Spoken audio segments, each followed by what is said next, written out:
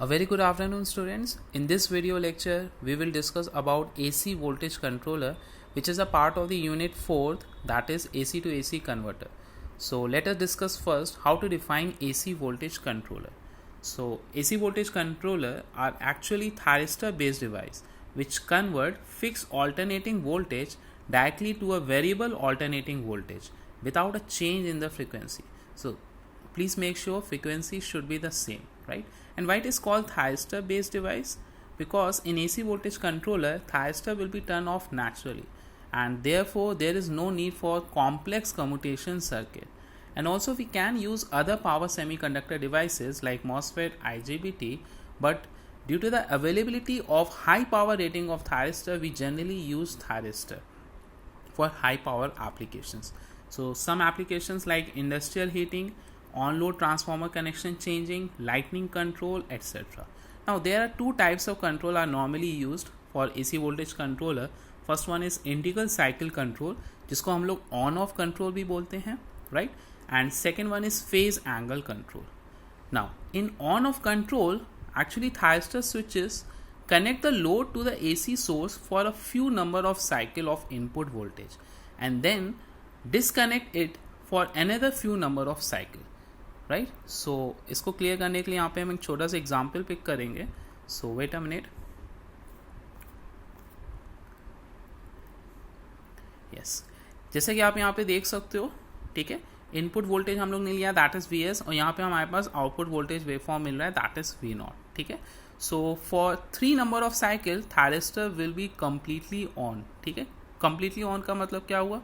जैसे ही particular thyristor आपका forward बाइस हुआ, उसको हम लोग ने ट्रिगर कर दिया, यानी एट एन एंगल इंस्टेंट 0 पे T1 आपका फॉरवर्ड बाइस हो रहा होगा, देन उसको हमने ट्रिगर कर दिया. सिमिलरली T2 आपका फॉरवर्ड बाइस हो रहा होगा एट एन एंगल पाई पे, then at an angle pi पे ही हम लोग ने इसको ट्रिगर ऑन कर दिया, जैसा कि आप इस गेट पर से आपको क्लियर हो रहा हो. Now for 2 number of cycle that is m number, m is equal to यहाँ पे हम लोग ने 2 लिया है. ठीक है. For m is equal to 2 आप देख सकते हो thyristor will be completely of.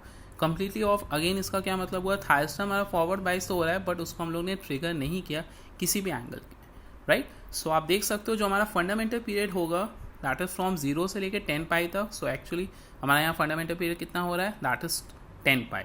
Now indicate हम कहाँ से कहाँ तक करेंगे जब हम लोग एवरेज और आरएमएस वैल्यू कैलकुलेट कर रहे होंगे? ऑब्वियस है फ्रॉम 0 से लेके 6 पाई तक. क्लियर है. Now in second method that is in phase control method, wait a minute.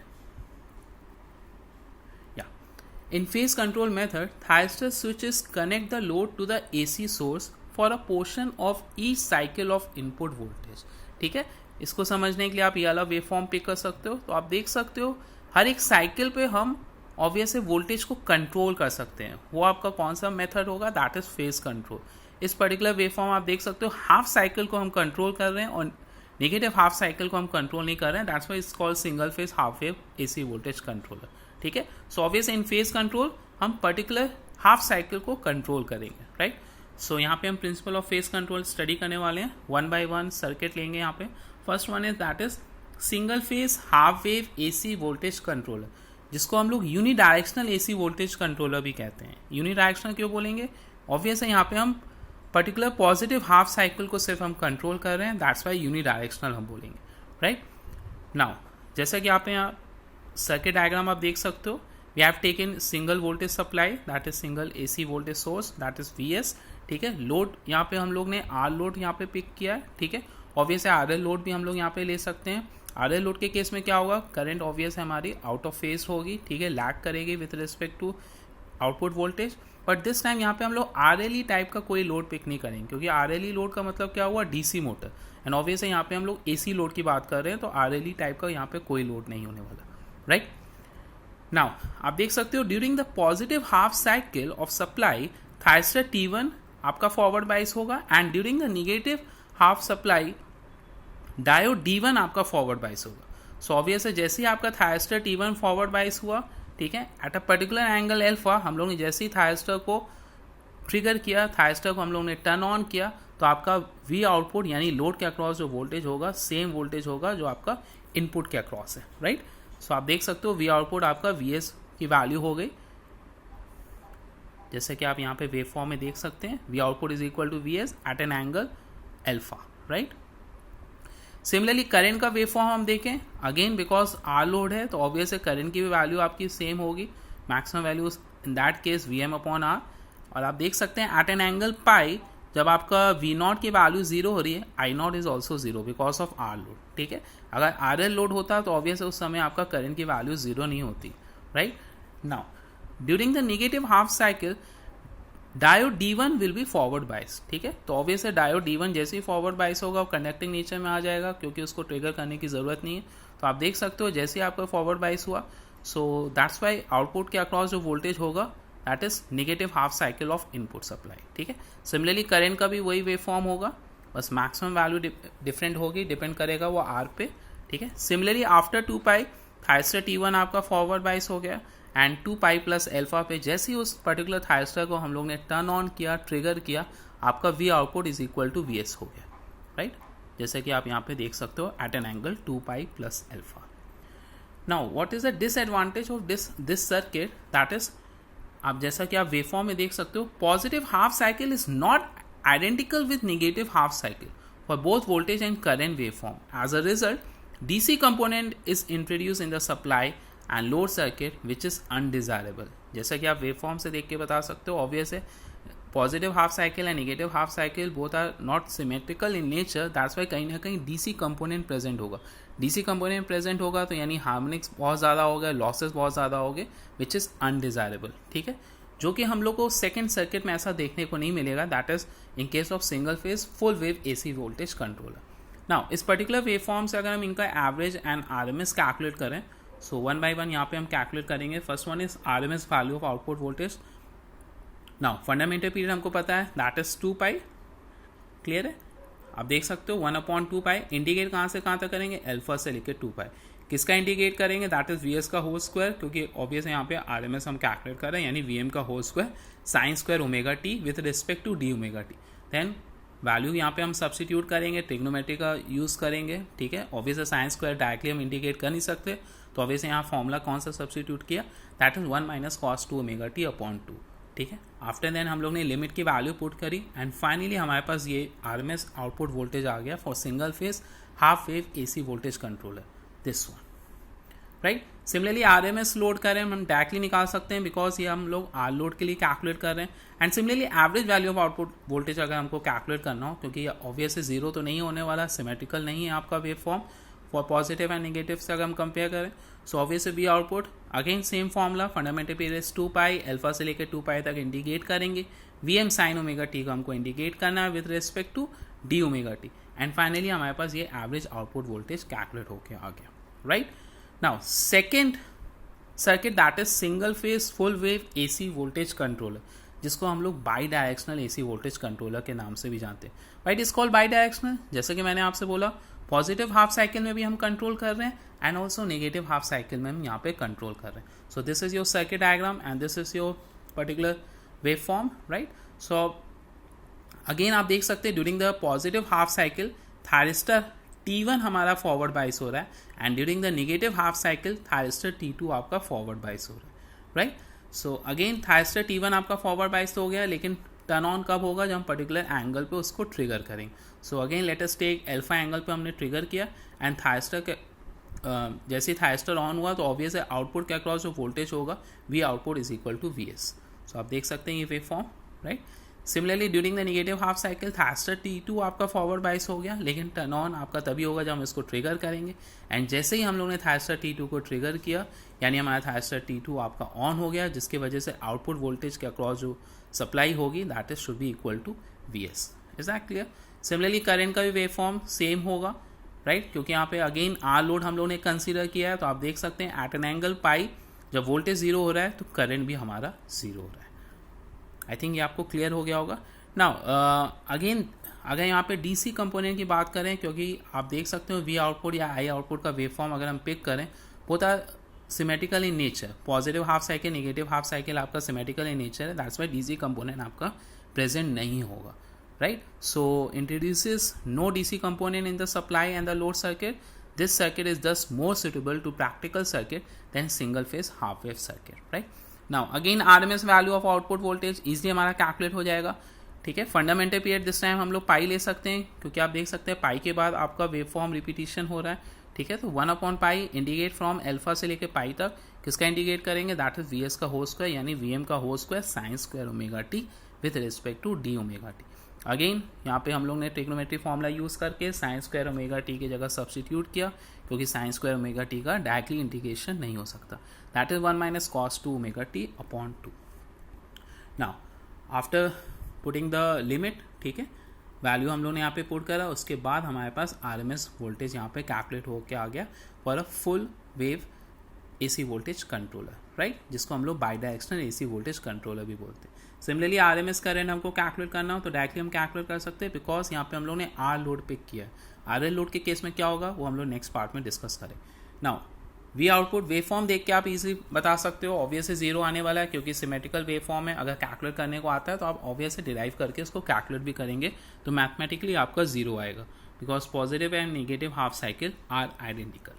Now अब पर्टिकुलर एक क्वेश्चन यहाँ पे हम लोग ने पिक किया है, ठीक है, इसको हम सॉल्व करने की कोशिश करेंगे, ठीक है। इट्स वेरी इजी, जो अभी हम लोग ने टॉपिक पढ़ा है, ठीक है, जो हम लोग टॉपिक अभी डिस्कस किया है उसी से रिलेटेड ये न्यूमेरिकल है।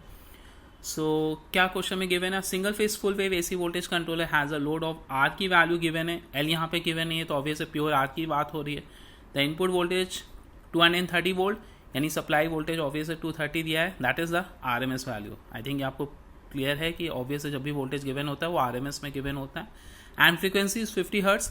If load power is 5 kilo watt यानी एसी लोड पावर जो है 5 kilo watt, find the firing angle delay of thyristor यानी अल्फा कैलकुलेट करना है, एंड इनपुट पावर फैक्टर यानी cos 5 कैलकुलेट करना। सो एक जगह हम लिख लेते हैं क्या क्या हमारे पास गिवन है, वीएस गिवन है, एफ गिवन है, आर गिवन है, पी गिवन है, और मैक्सिमम वैल्यू क्या होगी 230/√2।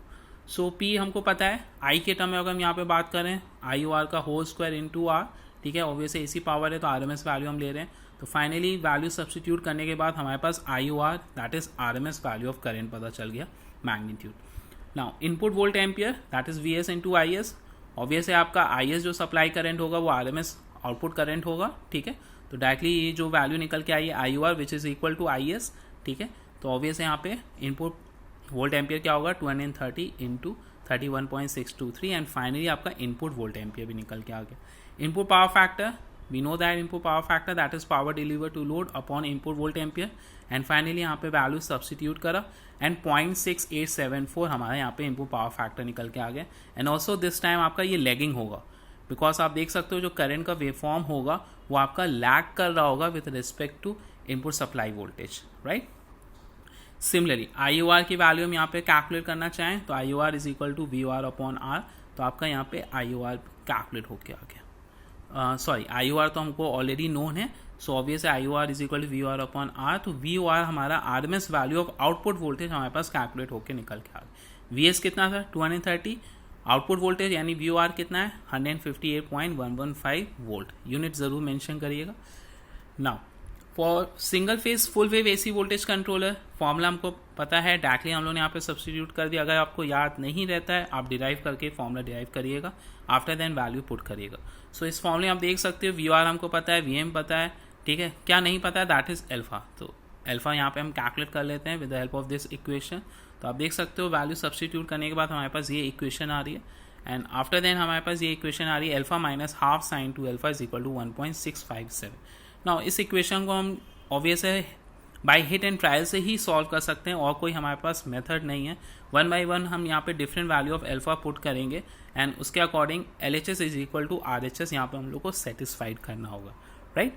सो प्लीज़ मेक श्योर यहाँ पे अल्फा आप रेडियन में लेके आपको सब्सटीट्यूट करना है, अदरवाइज आपका आंसर गलत आएगा, ठीक है। सो आप देख सकते हो मैंने यहाँ डिफरेंट वैल्यू ऑफ अल्फा यहाँ पे पिक किया। For alpha is equal to 1.57 radian, जिसकी वजह से राइट हैंड साइड वैल्यू ये आ रही है। सिमिलरली 1.6 की वैल्यू जब हमने अल्फा की वैल्यू सब्सटीट्यूट करा तो 1.629, and finally alpha is equal to 1.615 जब हम पिक कर रहे हैं तो आपका आंसर अप्रॉक्सीमेट आरएचएस से मैच कर रहा है, तो हम यहाँ पे अल्फा डायरेक्टली यहाँ पे मान लेते हैं 1.615 रेडियन होगा, दैट इज 92.5 डिग्री पे आपका ट्रिगर हो रहा है, right. Now moving forward, second method that is principle of on off control, ठीक है, ऑलरेडी हम लोग डिस्कस कर चुके हैं, आपको पता है principle of on off control का क्या यहाँ पे मतलब है।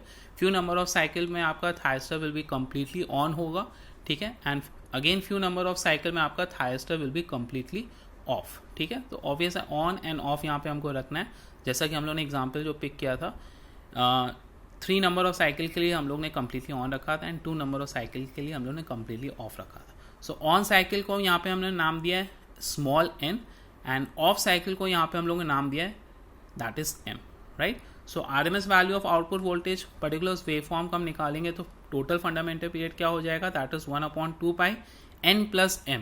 सो n हमारा 3 था, m 2 था, यानी ऑब्वियस है वो आपकी वैल्यू क्या हुई 10, ठीक है। Sorry 3 + 2 that is 5, 5 × 2 that is 10, यानी 10 पाई। तो यहाँ पे हम जनरल फॉर्मूला यहाँ पे क्रिएट कर रहे हैं, दैट्स वाई 3 और 2 डायरेक्टली हम लोग ने पुट नहीं करा। सो अगेन इंडिकेट फ्रॉम 0 से 2 पाई n टाइम्स, ऑब्वियस है n टाइम्स के लिए आपको साइकिल टोटल पूरी मिल रही थी कम्प्लीटली ऑन, तो ऑब्वियस है n × VS का whole square, right. After then यहाँ पे वैल्यू सब्सटीट्यूट किया और हम लोग ने इसको इंटीग्रेट किया, देन लिमिट पुट किया एंड फाइनली हमारे पास ये फॉर्मूला निकल के आ गया। सो VOR = VM/√2 √n/n+m। नाउ ये n/n+m को हम क्या बोलते हैं, दैट इज स्मॉल k से हम डिनोट करते हैं, जिसको हम बोलते हैं duty cycle of AC voltage controller, right. तो फाइनली VOR की वैल्यू है which is equal to VS/√k, right. So obvious है k अगर हम कंट्रोल करेंगे उसके अकॉर्डिंग हमारा RMS value of output voltage भी कंट्रोल होगा।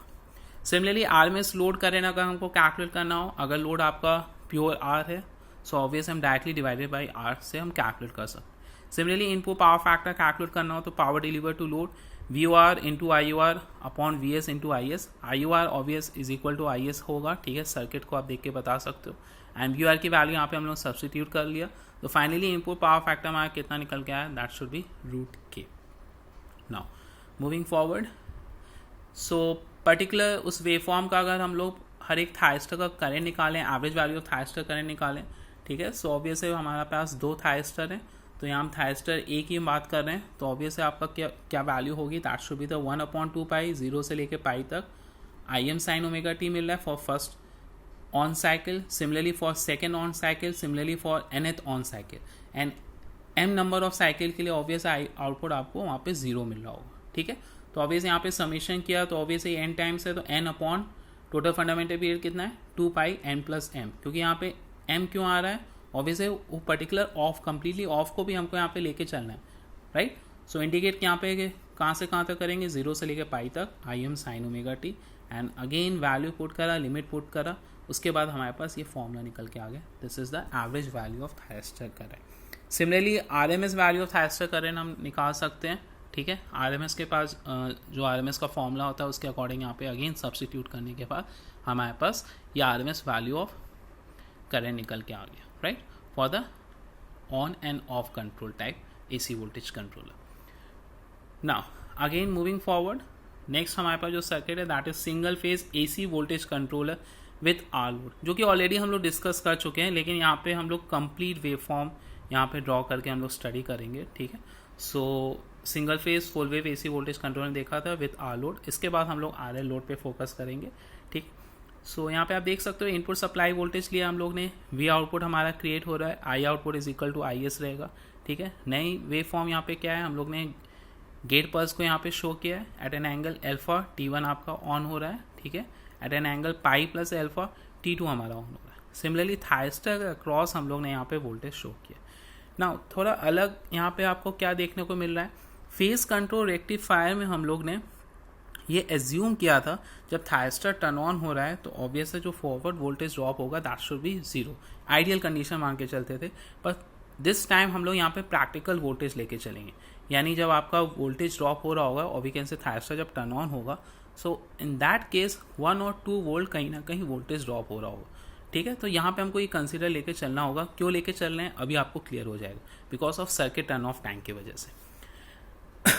नाउ आप देख सकते हैं जैसे ही हमारा थायस्टर फॉरवर्ड बाइस हुआ लेकिन ऑन नहीं हुआ, एट एन एंगल अल्फा पे आपका वो ऑन हुआ, ठीक है। सो आप देख सकते हो दैट्स वाई थायस्टर का क्रॉस वोल्टेज फ्रॉम 0 से लेके अल्फा तक सेम आपका VS के बराबर होगा, लेकिन जैसे ही ऑन हुआ यानी आइडियली हम लोग क्या लेके चलते थे 0, लेकिन यहाँ पे आप देख सकते हो 1 और 2 वोल्ट यहाँ पे मैंने वोल्टेज ड्रॉप शो किया।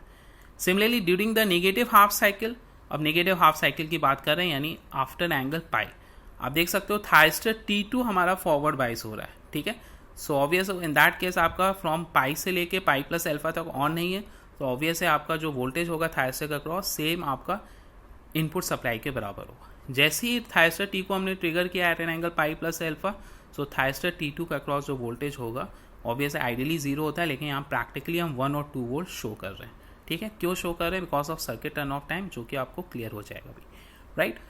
नाउ अब आप देख सकते हो अगर सर्किट डायग्राम पे थोड़ा फोकस करें, thyristor T1 T2 both are anti parallel में आपका लगा हुआ है। ठीक है, एंटी पैरेलल में लगा हुआ है, तो ऑब्वियस इन दोनों के जो वोल्टेज होंगे इनके अक्रॉस, ठीक है, मिरर इमेज होगा, यानी जैसा आपका थायस्टर का क्रॉस होगा जस्ट उसका रिवर्स आपका थायस्टर T1 का क्रॉस जैसा होगा उसका जस्ट रिवर्स थायस्टर T2 का क्रॉस होगा। तो आप देख सकते हो ये दोनों वेवफॉर्म एक दूसरे के मिरर इमेज है।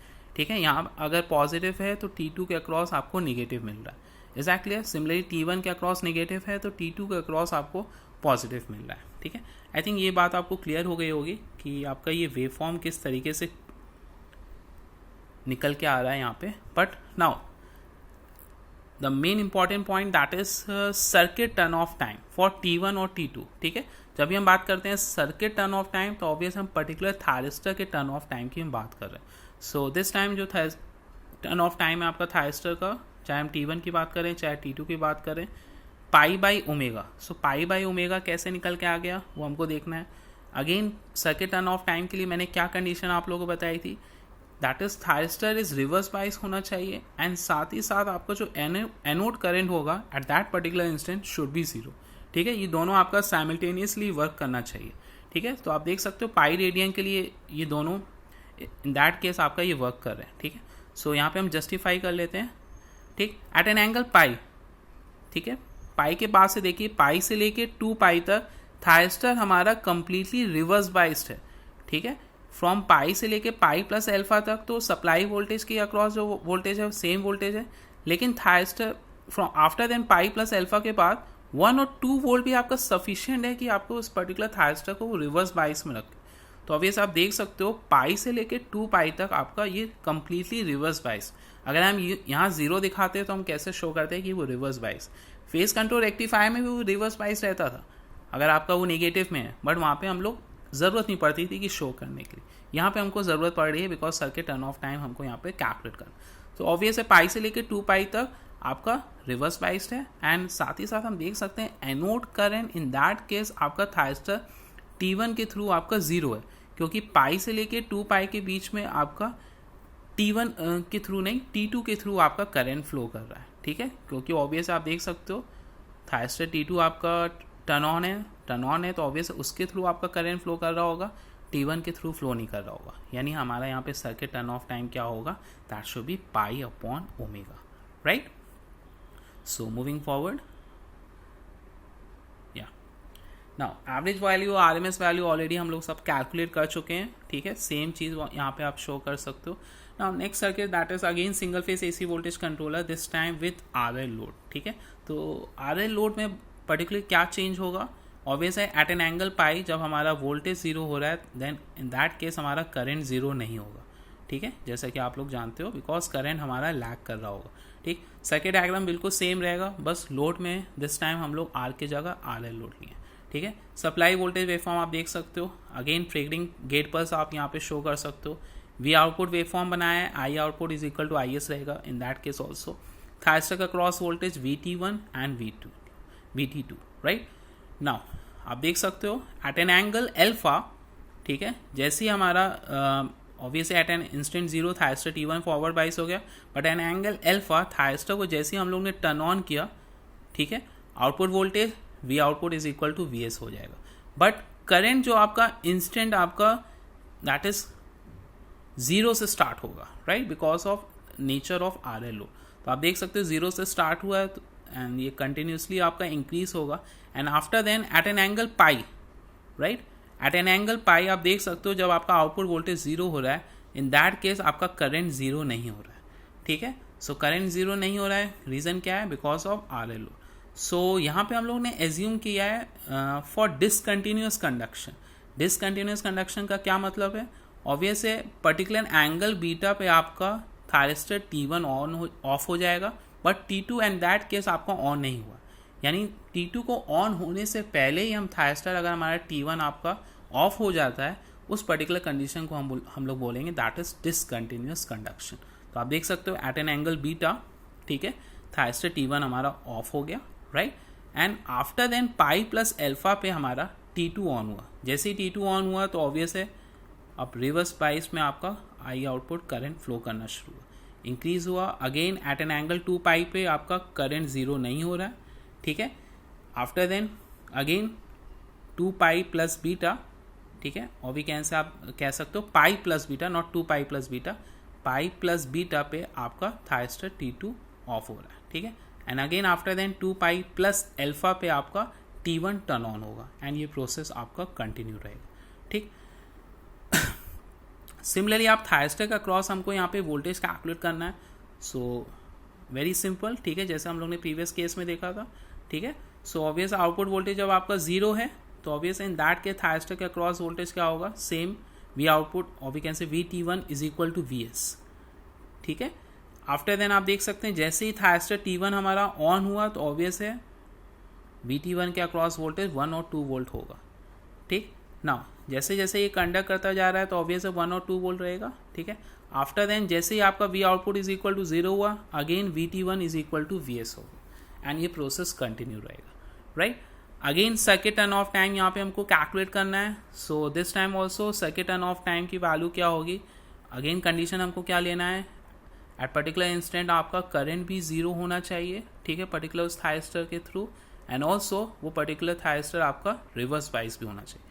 सो आप देख सकते हो रिवर्स बाइस यहाँ से आप कैलकुलेट करना चाहो तो बीटा से लेके अगेन यहाँ पे आप देख सकते हो 2 पाई प्लस पर्टिकुलर वो एंगल और इंक्रीज हो रहा है, ठीक है। तो ऑब्वियस है ये एंगल फिर से आपका उतना ही है, अगर हम यहाँ सिमेट्रिकल इमेज फॉलो करें दैट इज पाई, ठीक है। अगर ये एंगल शिफ्ट हुआ तो उतना ही एंगल यहाँ पे भी शिफ्ट हो रहा है, so again this time this is pi and again in that case आपका थायस्टर T2 के थ्रू आपका करंट फ्लो कर रही होगी, that's why again circuit turn off time जो आपका होगा that should be the pi by omega. Similarly circuit turn off time आप T2 के लिए पे कैलकुलेट कर सकते हो, जैसा यहाँ पे मैंने मार्क किया, ठीक है। अगेन यहाँ से लेके यहाँ तक आप इंस्टेंट अगर कैलकुलेट करो दैट शुड बी पाई, ठीक है। ये पूरा एक्सप्लेनेशन मैंने ये नेक्स्ट पेज में दिया है, ठीक है, जितनी बातें मैंने यहाँ पे बोली single phase AC voltage controller with RL load, ठीक है, 1 बाई 1 ये पॉइंट आप देख सकते हो, ठीक है, जितनी मैंने बातें बोली वो सारी चीज़ें यहाँ पे लिखी है। अगेन गामा क्या है, जैसा हम लोग फेस कंट्रोल रेक्टिफायर में देखा था, conduction angle that should B beta minus alpha, right. ना RMS value of output voltage हमको यहाँ पे कैलकुलेट करना हो, ठीक है, बिल्कुल अगर हमारे पास वेवफॉर्म हमारे पास निकल के आ चुका है हम इजीली RMS वैल्यू कैलकुलेट कर सकते हैं। सो अगेन दिस टाइम आपका beta angle that is your fundamental period indicate कहाँ से कहाँ तक होगा, अल्फा से लेके बीटा तक, ठीक है। एंड अगेन लिमिट की वैल्यू हम यहाँ पे सब्सटीट्यूट करेंगे एंड RMS आउटपुट वोल्टेज हमारे पास ये निकल के आ गया। नाउ दिस टाइम अब आई आउटपुट हम डायरेक्टली नहीं निकाल सकते VOR upon R, this time हमको आई आउटपुट की इक्वेशन निकालनी पड़ेगी because of nature of load that is RL load, यानी स्टडी स्टेट कंपोनेंट अलग से निकालना होगा और ट्रांजिएंट कंपोनेंट भी अलग से निकालना होगा, जैसे कि हम लोगों ने फेस कंट्रोल रेक्टिफायर में देखा था। सो हमारे पास इक्वेशन क्या आएगी, वोल्टेज इक्वेशन अगर हम यहाँ देखें VM sin omega t is equal to RI0 plus LDI naught upon DT, कहाँ से कहाँ तक, अल्फा से बीटा तक की वैल्यू आपकी वेरी कर रही है। So solution of this equation differential equation है जो कि ऑलरेडी हम लोग डिस्कस कर चुके हैं single phase half wave control rectifier में, I output is equal to this one, right, where Z की वैल्यू आपकी ये होती है and phi is equal to this. Again substitute करेंगे at omega t is equal to alpha, यानी t is equal to alpha upon omega, I0 हमारा zero होता है तो यहाँ पे I0 की वैल्यू जीरो सब्सटीट्यूट करा, जिसकी वजह से हमारी A की वैल्यू कम सॉल्व होके आ गई, जैसे कि हम लोगों ने हाफ वेव कंट्रोल रेक्टिफायर में देखा। आफ्टर देन A की वैल्यू इस इक्वेशन में हम यहाँ पे सब्सटीट्यूट कर देते हैं, फाइनली ये I0 की इक्वेशन निकल के आ गई फ्रॉम एंगल अल्फा से लेके बीटा तक। So from this equation RMS load current can be obtain, अगर हमको कैलकुलेट करना हो तो ऑब्वियस हम इस इक्वेशन से ही RMS लोड करंट कैलकुलेट करेंगे, जो भी कि एग्जाम में आपसे पूछा नहीं जाएगा, ठीक है। डेरिवेशन में भी आपसे पूछा जा सकता है, ठीक है, इसको जरूर देख लीजिएगा। नाउ अभी तक हम लोग डिस्कस कर रहे थे for discontinuous conduction, what about continuous conduction, ठीक है। कंटिन्यूअस कंडक्शन यानी इसका क्या मतलब हुआ, ऑब्वियस है जो बीटा एंगल है सपोज आपका पाई प्लस अल्फा के बाद में आपका हो रहा हो और वी कैन से थायस्टर T1 आपका कंटिन्यूसली आपका फॉरवर्ड मोड में है, वैसे ही आपका थायस्टर T2 आपका टर्न ऑन हो गया एग्जैक्टली उस पर्टिकुलर केस में क्या होगा वो हमको यहाँ पे कैलकुलेट करना होगा, ठीक है, और we can see wave form की हेल्प से हम यहाँ पे समझेंगे। Now for alpha is equal to 5, ठीक है, ध्यान दीजिएगा जब एल्फा की वैल्यू 5 है, ठीक है, तो यहाँ पे हम सब्सटीट्यूट कर देते हैं इस इक्वेशन में, तो ऑब्वियस है आई नॉट का इक्वेशन क्या आ गया, I naught is equal to V M upon Z sine omega T minus 5, right. So obvious equation आपकी क्या होगी, this one, this is your output voltage equation. I output आप देख सकते हो, ठीक है, this is your continuous conduction mode, right. So आप देख सकते हो आपका कहीं भी आई आउटपुट की वैल्यू जीरो नहीं हो रही है, कंटिन्यूअस फॉर्म में। सिमिलरली वी आउटपुट भी आपका जीरो नहीं हो रहा है, ठीक। ये कौन सा केस है, जब आपका एल्फा इज इक्वल टू 5 है एंड आई नॉट की इक्वेशन आप देख सकते हो, आपको एसी वेव फॉर्म मिल रही है, that is steady state AC wave form, ठीक है। ट्रांजिएंट पार्ट आपका निगलेक्ट हो गया क्योंकि वहाँ पे alpha is equal to 5 substitute किया तो साइन 0 इज 0, तो ऑब्वियस है वो ट्रांजिएंट पार्ट आपका कैंसिल आउट हो गया। ना व्हाट अबाउट अल्फा, जब हम लोग लेस देन 5 रखेंगे तो आप इसी वेव फॉर्म से देख के समझ सकते हो, ठीक है। थायस्टर का क्रॉस वोल्टेज अगर हम alpha is equal to 5 consider करते हैं तो ऑब्वियस है जब आपका T1 कंडक्ट कर रहा है तो कहीं ना कहीं उसके अक्रॉस वोल्टेज ड्रॉप होगा 1 और 2 वोल्ट। T2 कंडक्ट कर रहा है तो ऑब्वियस है यहाँ पॉजिटिव वोल्ट इसके अक्रॉस होगा, T1 के अक्रॉस आपका रिवर्स बाइस में होगा क्योंकि both are connected in anti parallel, right. Now suppose alpha की वैल्यू अगर 5 से कम हो रही है, ठीक है, सो आप देख सकते हो T2 आपका फॉरवर्ड बाइस है इन दैट पर्टिकुलर इंस्टेंट जब अल्फा इज लेस देन 5 है, और T1 ऑटोमेटिकली क्योंकि एंटी पैरेलल में लगा हुआ है तो ऑब्वियस है वो आपका रिवर्स बाइस में होगा। सो ऑब्वियस है अल्फा लेस देन 5 के केस में आपका थायस्टर T1 तो आपका रिवर्स बाइस में है, सो रिवर्स बाइस में तो ऑब्वियस है वो कंडक्ट तो हो ही नहीं सकता। सो ऑब्वियस है in that particular case alpha is always greater than and equal to 5, जैसा कि हम लोग ने single phase half wave control rectifier में देखा था RLE लोड वाले केस में, ठीक है, कि वहाँ पे हम लोग देखा था एंगल जब हम लोग ने मार्क किया था that is alpha is always between θ1 से लेके θ2 तक। अगर ऐसा नहीं होता है तो ऑब्वियस है थायस्टर उस पर्टिकुलर केस में आपका रिवर्स बाइस में होगा तो ऑब्वियस कंडक्ट ही नहीं कर पाएगा। तो यहाँ पे भी कुछ हद तक वैसा ही हो रहा है, सेम चीज़ नहीं है लेकिन कुछ प्रोसेस वैसा ही हो रहा है। अगर अल्फा की वैल्यू लेस देन 5 होती है तो ऑब्वियस आपका वो कंडक्ट नहीं करेगा। सो ऑब्वियस है थायस्टर यहाँ पे चाहे हम T1 की बात करें चाहे हम T2 की बात करें कंडक्ट तभी करेगा when alpha is greater than और equal to 5, right. Now next topic जो आपका है that is your sequence control of AC voltage controller, जिसको हम लोग नेक्स्ट वीडियो में कंटिन्यू करेंगे। आज के लिए इतना ही, थैंक यू।